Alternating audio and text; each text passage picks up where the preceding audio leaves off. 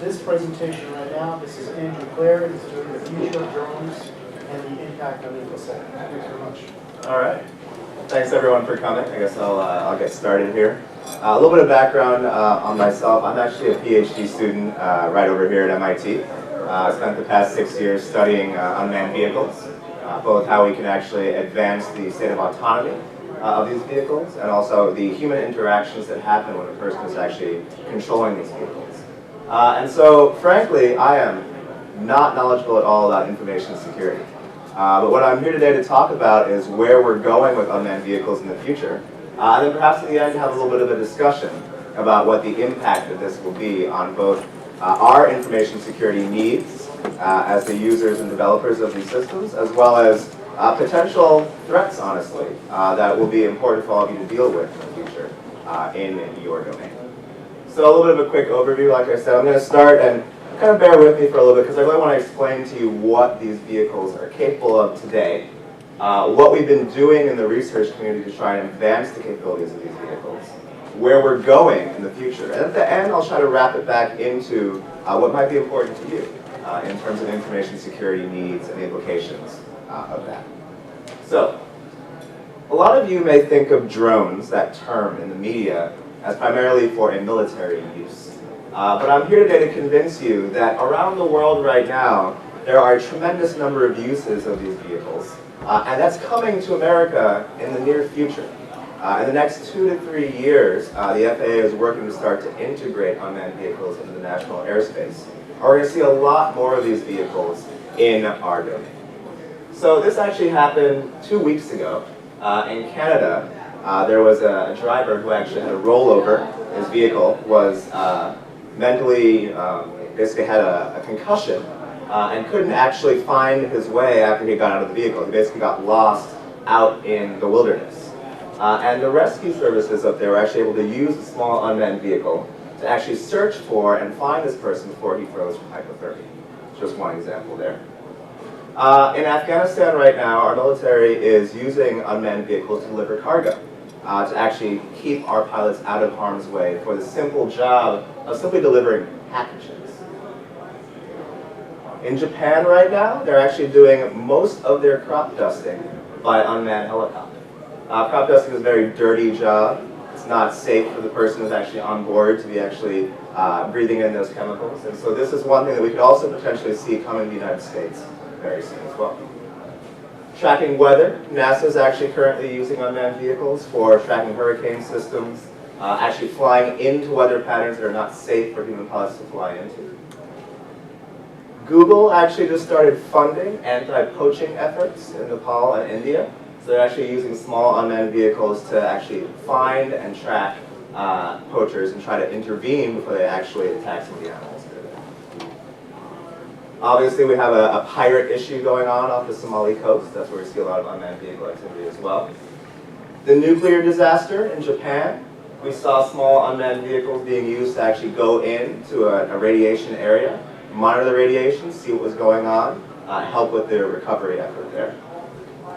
And even in entertainment, we're actually going to start to see these vehicles in that domain as well. So this is actually in London recently. It's kind of hard to see. But if any of you are Trekkies, any Trekkies in the audience? Maybe? Thank you, sir. Oh, one over there.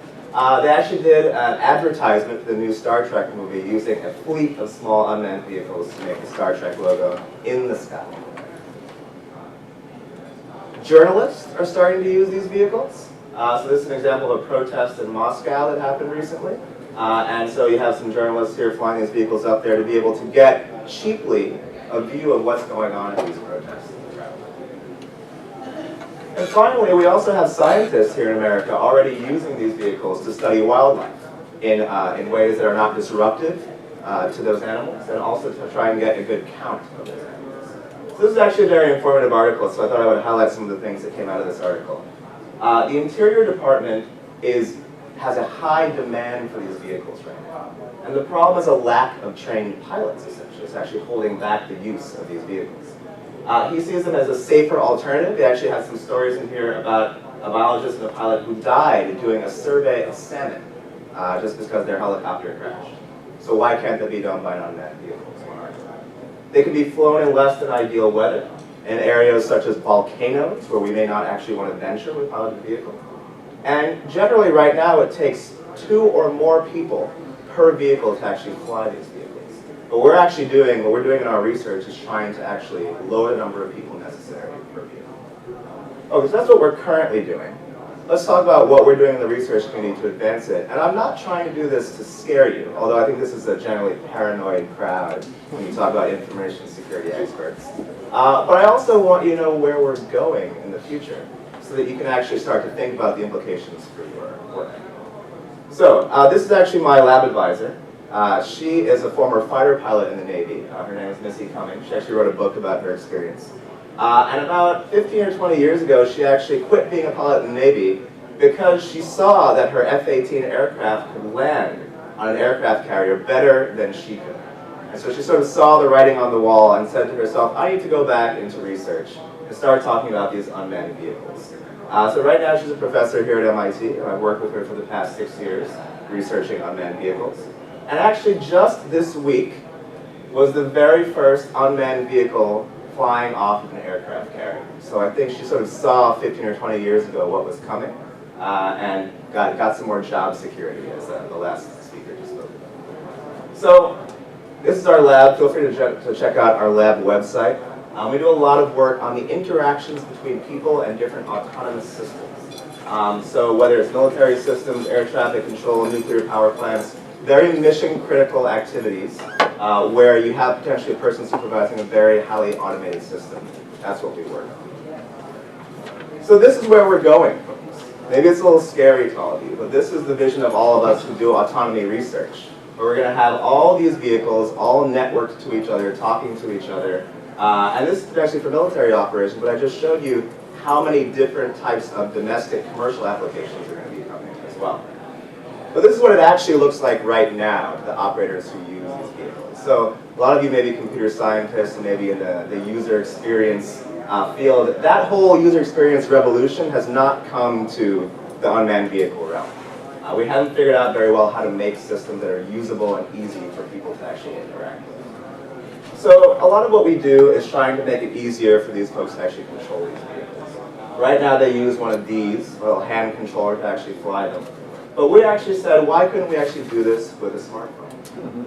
So one of the first videos that I'll show you, I'll go through a set of videos of cool unmanned vehicle things that are going on in our research, was actually developing an app so that a person could actually control one of these vehicles in a much more simple manner. But of course this adds automation and computer software is what we're doing, which, as we just heard, was a vulnerability. Right?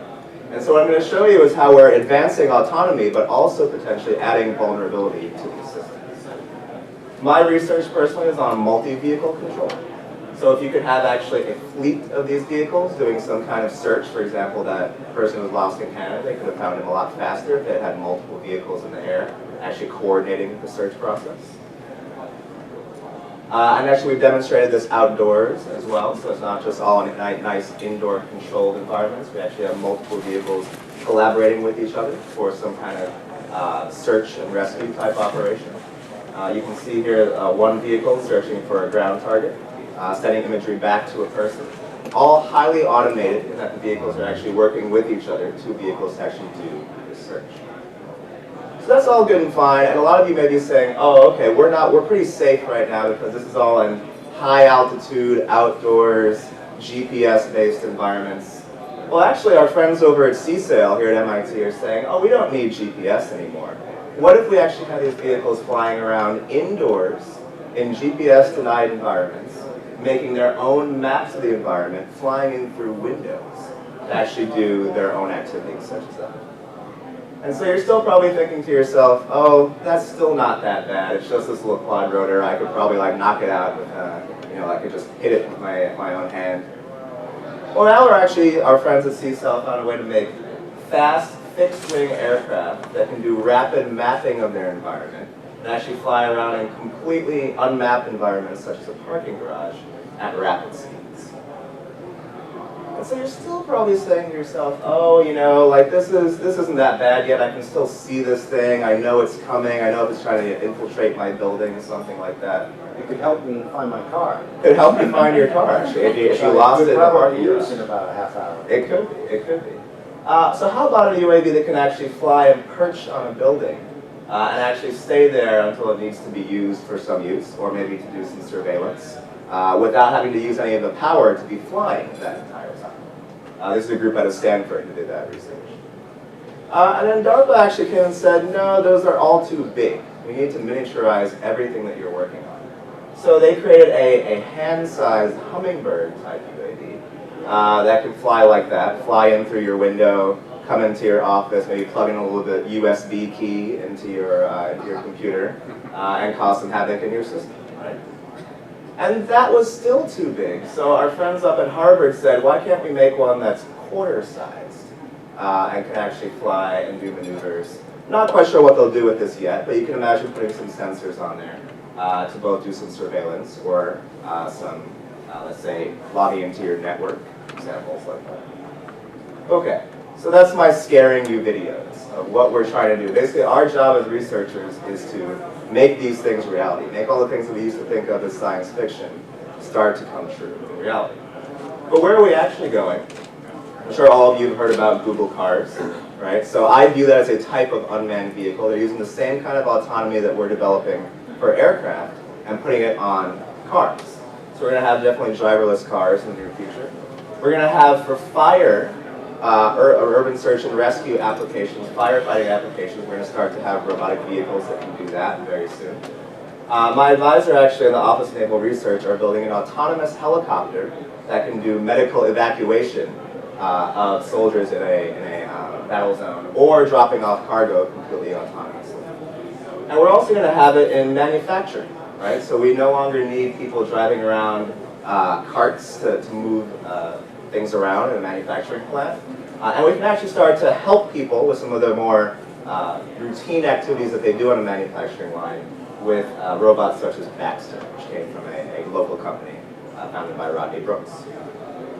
So in the further future, I'm going to take out my crystal ball for a second and start to think about where we're actually going. The first place you're going to see these UAVs are in agriculture. Not that big of a deal for all of us, kind of out in the fields on their own. They're actually a really funny video you should all go look up online about the Burrito Bomber, where they actually have a vehicle that they've demonstrated can parachute a burrito down to you that you order from your smartphone. May happen, may not happen soon. As well as a beer copter, which is actually going to be used in South Africa at a festival this summer, where you order beer from your smartphone and it parachutes down to you from a little quadcopter. As well as some low-altitude photography. You can imagine if you're trying to sell your home. Maybe it'd be really cool to have a fly-around video of what your home and your property looks like. There are going to be companies coming up soon that can do that for you. Later on, I think it's going to take quite a while before the Google car and self-driving cars actually become a reality. But I'm thinking in the next 5 to 7 years when you may see them for taxi services in limited places at first, and see where we go from there, as well as automated passenger trains.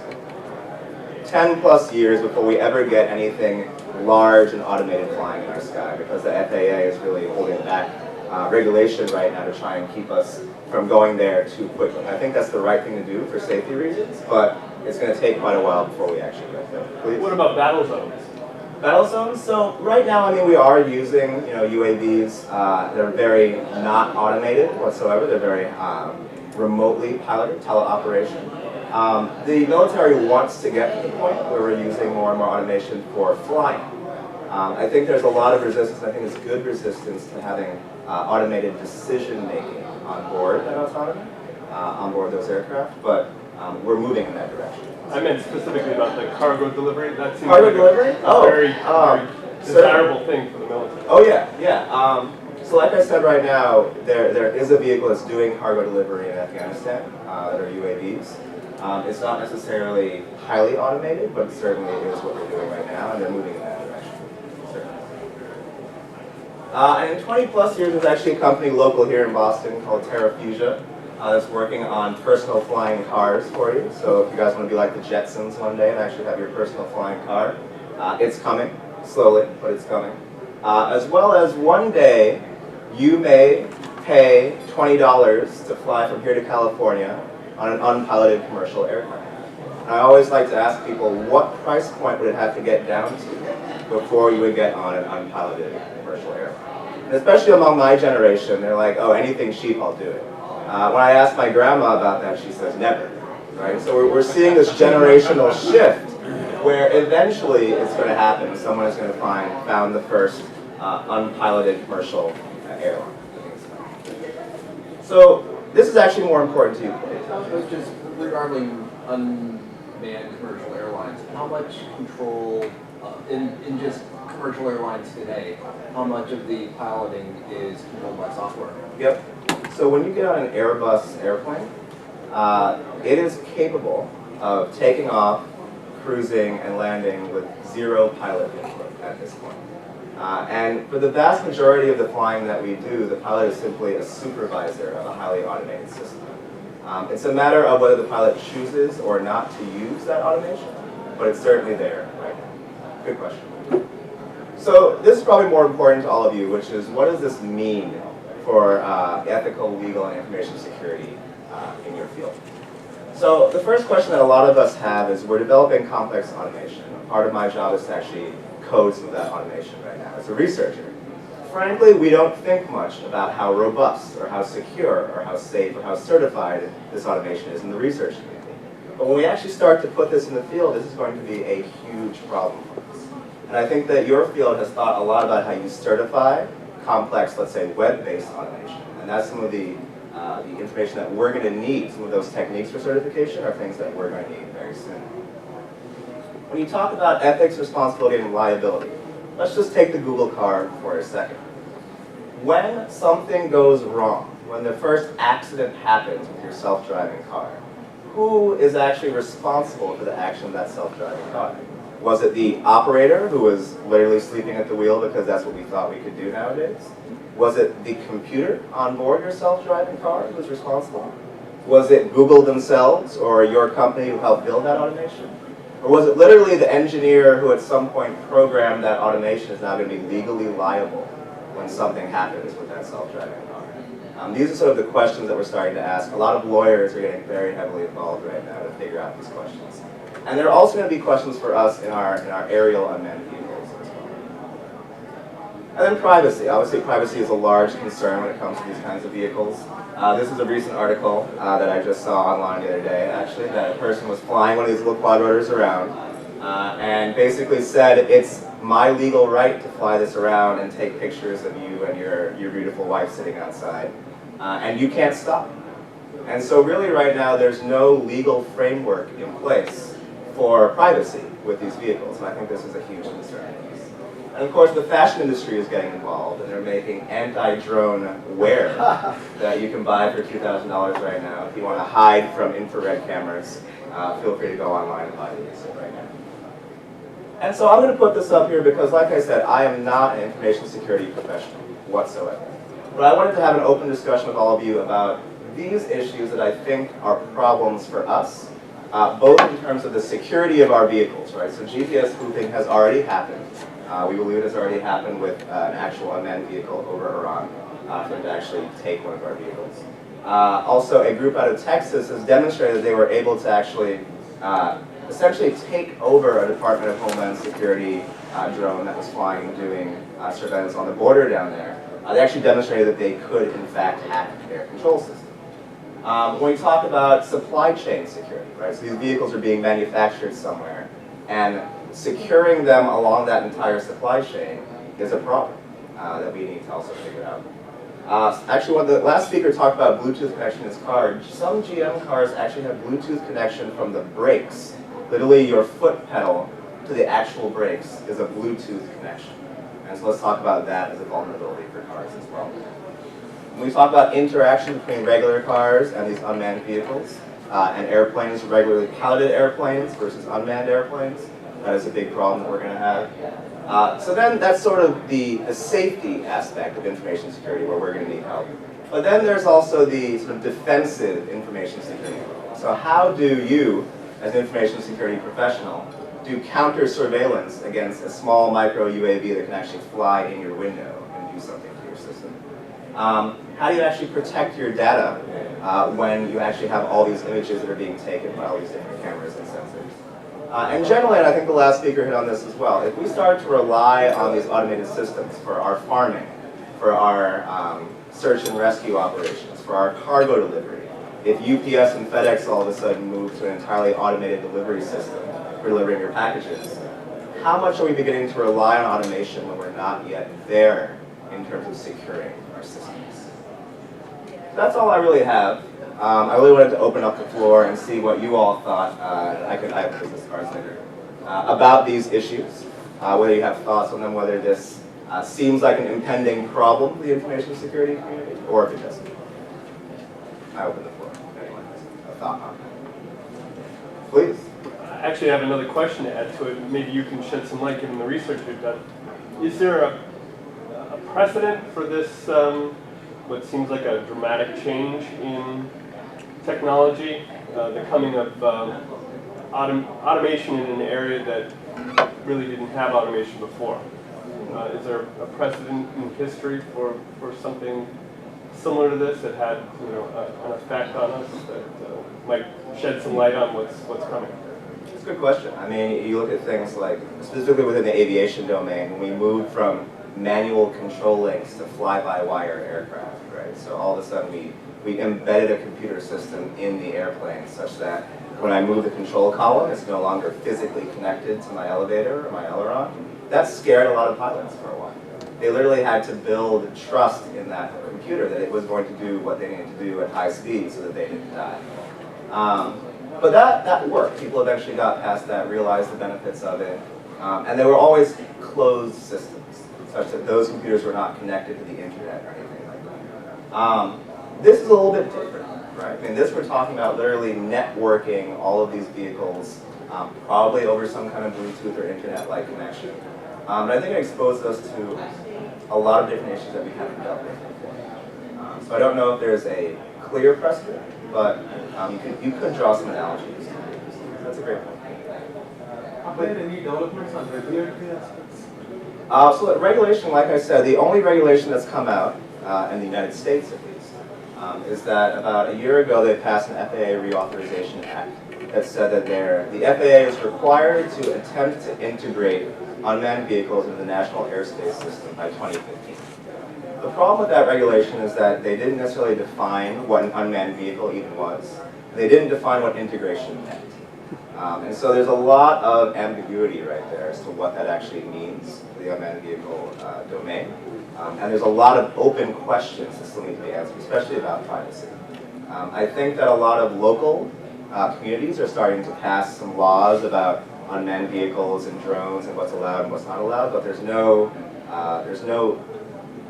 uniform application regulation that's out there. Please. Yeah. Once this stuff becomes extremely popular, do you think that people will start building anti? Because if you could jam the signals, right? Mm-hmm. Like your example of somebody coming in and invading your privacy, right? If you could jam the signals, like even around your house, the other thing too is just pick up a shotgun and pull away the. No, I'm just saying. No, it's very true. I think people, whenever you have a technology, you're going to have people that do the anti-technology, right? So, and the other thing too is, like you say, if regulations in the air, will people start passing things even, for those reasons? Because all of a sudden now, you start seeing tons of these things in the air all the time and all that stuff, and you'd be very.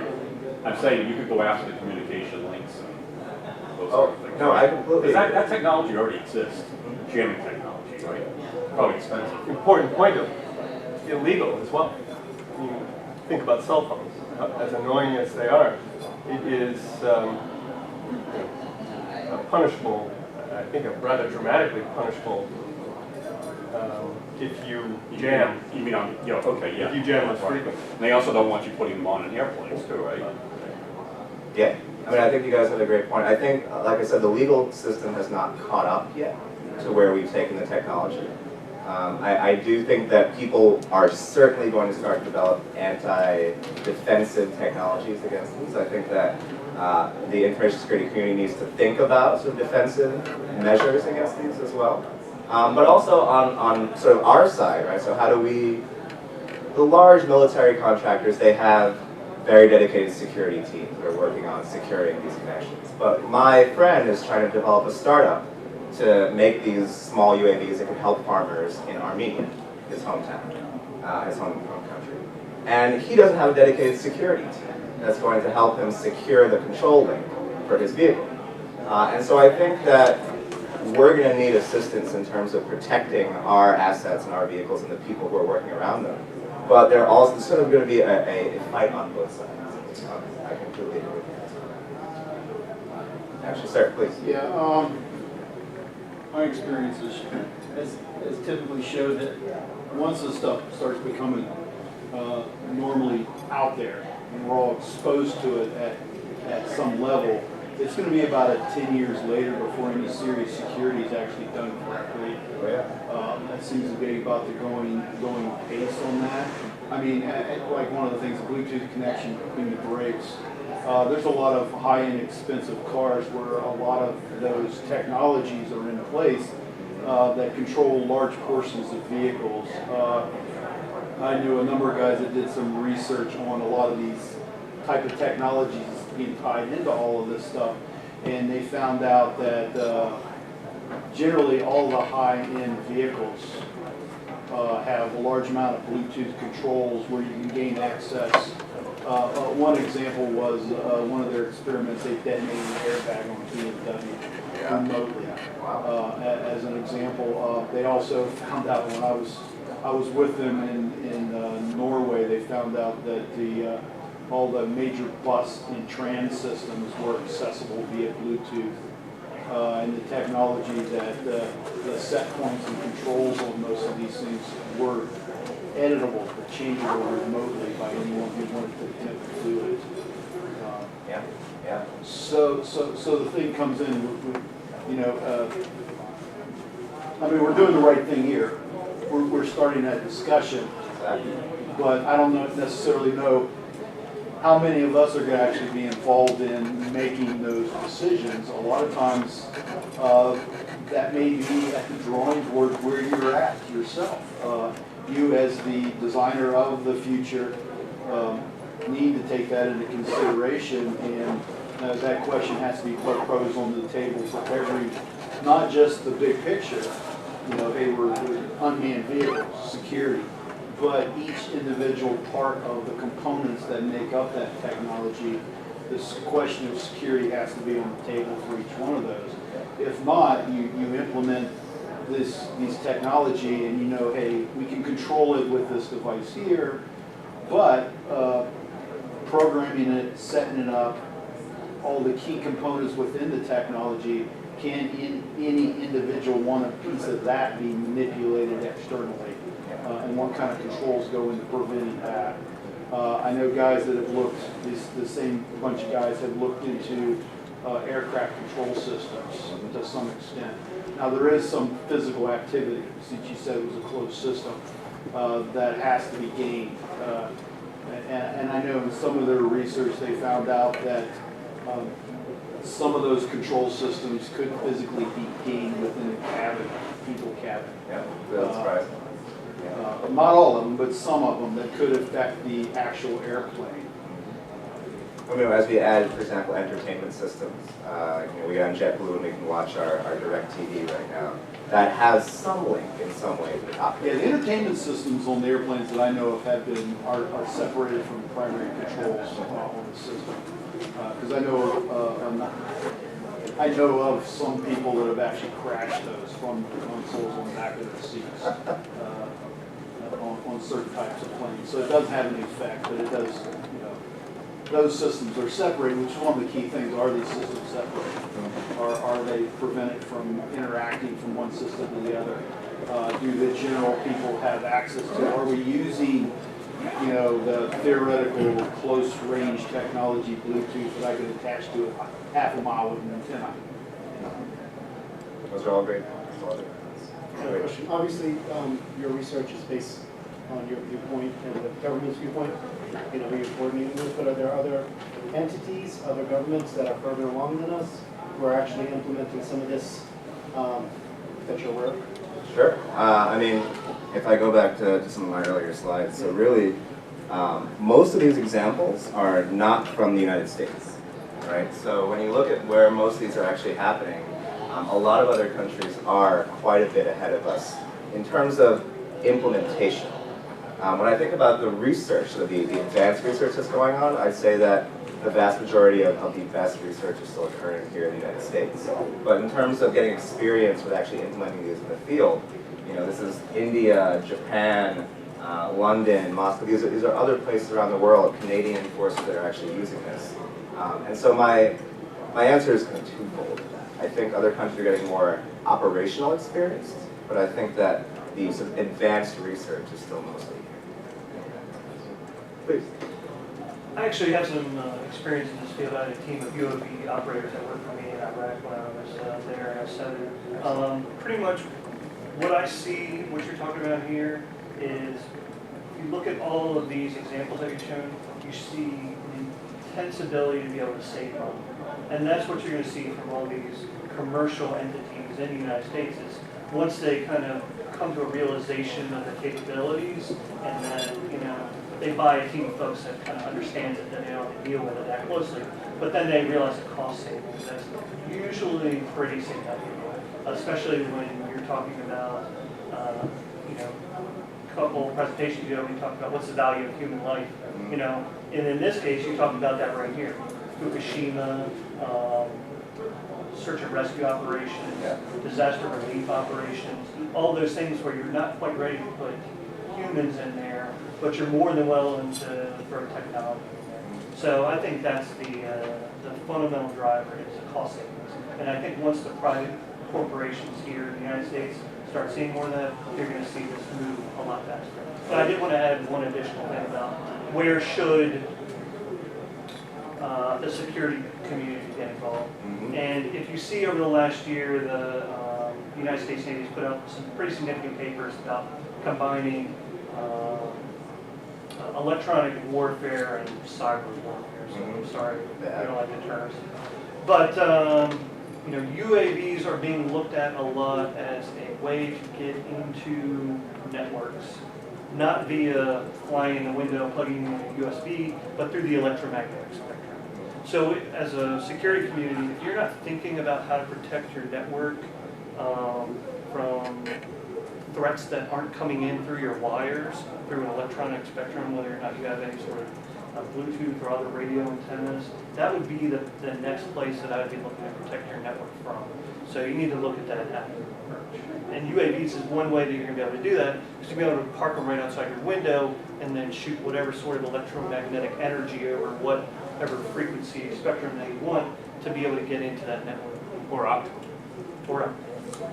Thank you for that. I mean, this is what I kind of wanted to show where the technology is going, and I completely agree with your sentiment that the economics are going to drive this like crazy. It's really going to accelerate very quickly. And exactly, you're right. You don't even need to physically plug in anything at this point. It can all be done through electromagnetic spectrum. So I like that. It's great. Please. Well, to go along with this point about the economics driving the utilization of UAVs, that's actually a problem that, from a security standpoint, is going to hinder us because security costs money.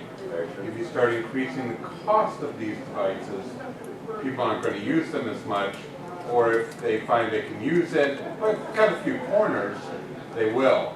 That's why, as was noted previously, the security really needs to be built in from the ground up, not as an add-on later, not as a cost that can be cut. We don't have to upgrade it, it works fine the way it is. And I think that, as I mentioned, I think the larger contractors and developers are thinking about these things because they've had that experiences. What I'm most concerned about are sort of the small businesses that are going to start this up very soon to do all of these more commercial applications, and I think that they're not thinking as much as they should. So, please. Yeah, just to go back to your saying it takes two and trying to get less operators. Yeah. But there's been so much research through MIT and others on robotics and surroundings that you should be able to almost get down to zero operators for certain tasks, right? Those types of things.